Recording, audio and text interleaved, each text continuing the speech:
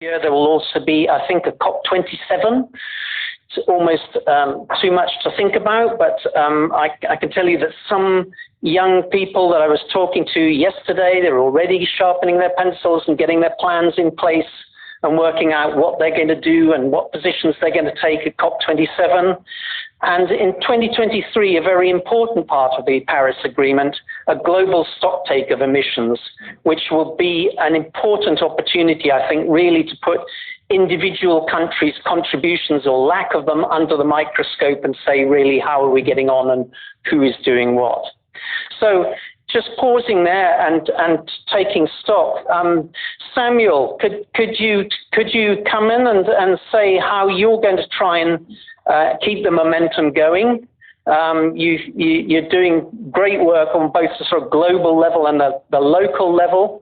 Tell us a bit about that and how you're going to sort of find the energy to stay engaged in these issues and keep going. Samuel Okori? Okay, so thank you very much. Can you hear me?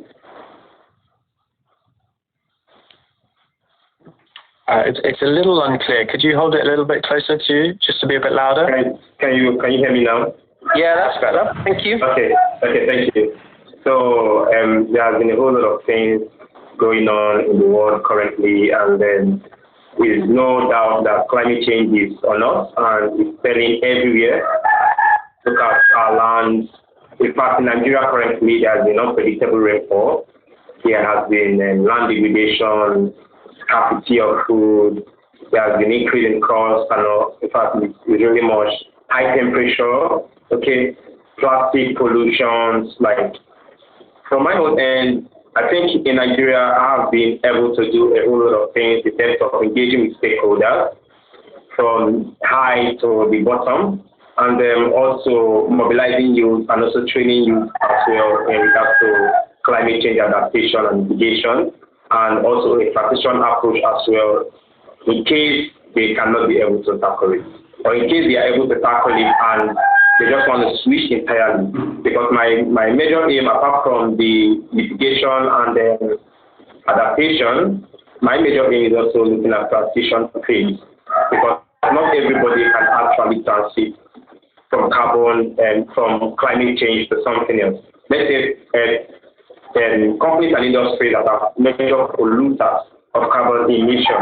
Okay, so how do they transit to something else? How do they totally bring down their business to something that is entirely different? Okay, so that is what my major aim has been all about, and we have been able to educate youth and students in that regard and the whole of innovation. Now, coming down to COP26, and then looking at what our leaders have been saying so far, like their speech are really motivational, I have to say.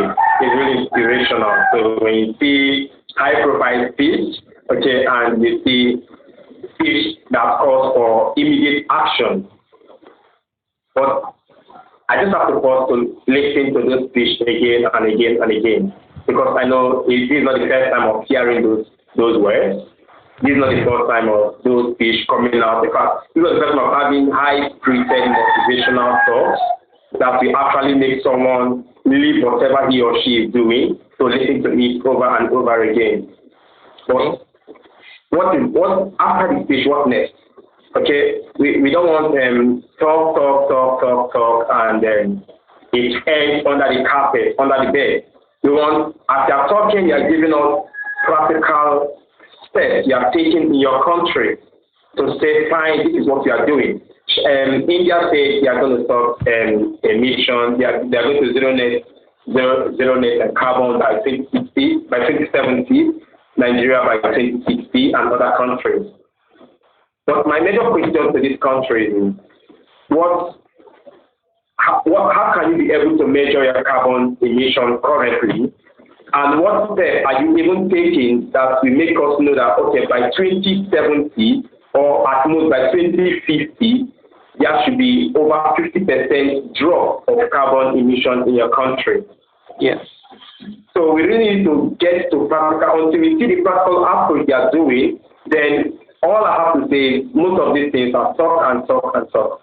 For me, I would like to be COP26 to just express myself, but I have a whole lot of engagement here in Nigeria. Okay, so for our leaders, for everyone out there, even the youth, my interest as well to the youth is do not get entangled with the leaders you are seeing out there. Do not get entangled with the high profile.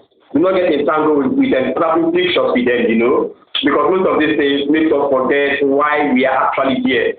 So when we go there, we just snap pictures, we eat good food, and we forget the real deal why we are there.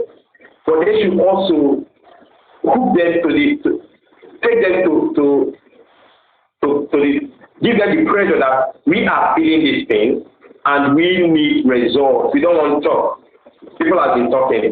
Like President has been talking. Antonio has been talking. Like leaders have been talking. Okay, if you go to world press right now, you see some promises and all that. We don't want those promises anymore. We want to see practical action. Thank you. I think